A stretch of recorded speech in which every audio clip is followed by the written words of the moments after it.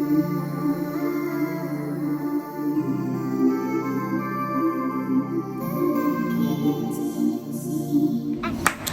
y'all, what's up? So it's your girl Sunray coming at you guys with another Sunray Speaks in our Cultivating Your Land series. All right, so as you guys can see, today's video is going to be very short and inspirational. It is about setting boundaries.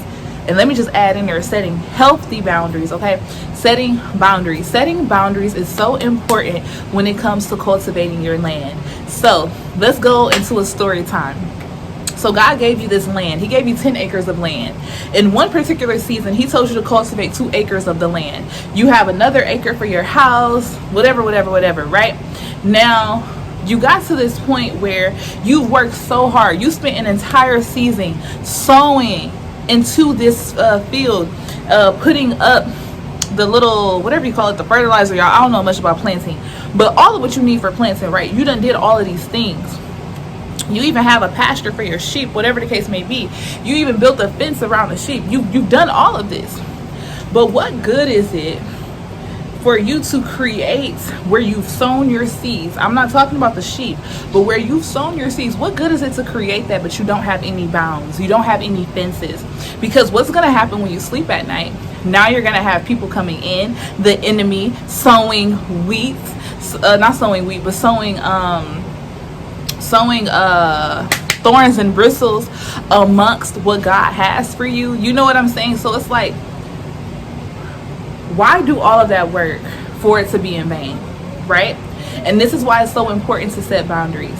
So let's reference this in the physical. Oh, last thing, in my little scenario is you have to build fences in order to keep certain animals out. You got to put like little barbed wire, I think, or whatever y'all got to do to keep the animals from going into your crops, to going in what it is that you've cultivated. Because this is called cultivating your land. So a part of taking care of your land is to make sure that you have boundaries, okay? And the same thing about yourself, the same thing about your spiritual journey, the same thing about where God has taken you and what he's brought you through. If you don't have boundaries, what's going to happen is you're going to end up right back where you were when you first started. And you don't want that to happen. Just like with the plants, you want to make sure they're protected. You have to do the exact same thing with you. God allows you to go through certain things before, so that you can hold on to them and not forgive people. Forgive those people, but now you're more aware. Now you know your stops. Now you know what fences you should set up. Now you know what defenses you should have in line.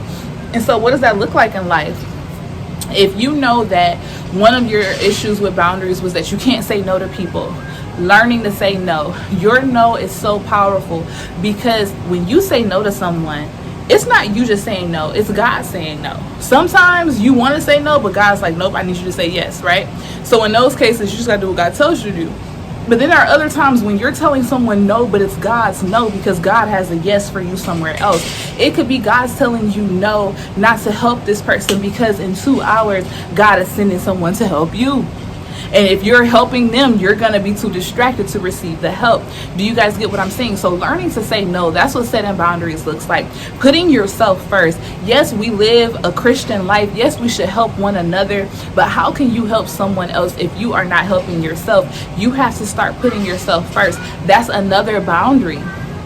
Because if you know that you aren't in the mental space to hear someone speak about their depressed spirit, to speak about the torture that they're going through with evil demons and things like that, and you know that it might set you back, why even engage? Not saying like leave them out to dry, just say, hey, like right now I'm going through my own thing, I'm going to pray for you, but right now I just need to take this time to myself. You get what I'm saying? So that you can replenish, so that you can pour. You can't pour from an empty well.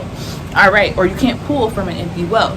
Now, what's another way to set boundaries? Another way to set boundaries is, if you guys have businesses, if you have ministries, you have to start setting up certain things, because it's okay for people to access you. Like, even for me, I don't care if people access me, they can do that. But I had to learn to set up certain boundaries in certain areas. So like maybe it's like, okay, after 9 p.m. I'm not checking the business phone to see what's going on with the ministry, or after I upload a video on YouTube, I'm just uploading it. I'm not going back checking comments or doing anything like that. Like, I'm not going to stress myself out with the mundane parts of ministry or things of that sort, or where it's like people will send a message in the middle of the night like, hey, pray for me, or things like this. It's like, God, I'm not responding to that until the next morning, or whatever the case may be. It's like you have to set boundaries in place because you don't want to set yourself back simply because you're trying to be used as a vessel to help the Lord.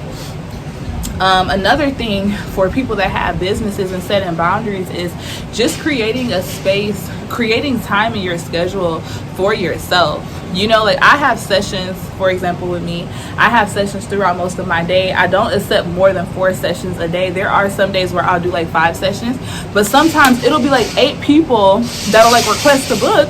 And I used to sit there, remember y'all, before with my one-on-ones, I used to let people just book whatever. And then I'll be sitting there stressed out because I'm like, God, I can't take no more sessions. It's too much. But I learned that, okay, God, my limit is 3 to 5 sessions a day.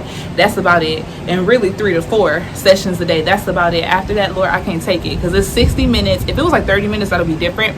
But it's like a whole hour. You know, it's a lot of talking. It's a lot of this. It's a lot of that, right? So I had to learn to set that boundary where it's like, okay, now, in order for you guys to book with me, you have to request a book.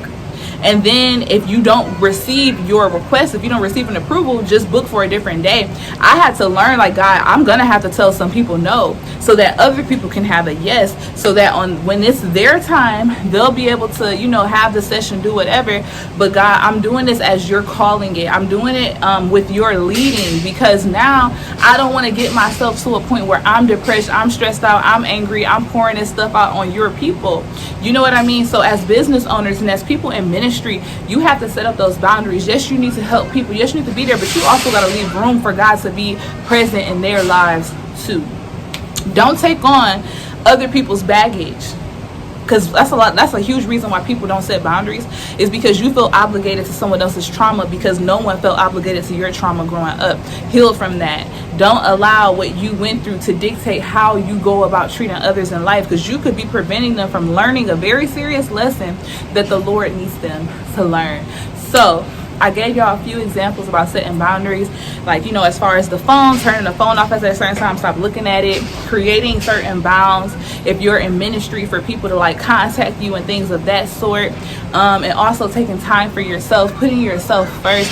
These are all ways that you set boundaries, okay?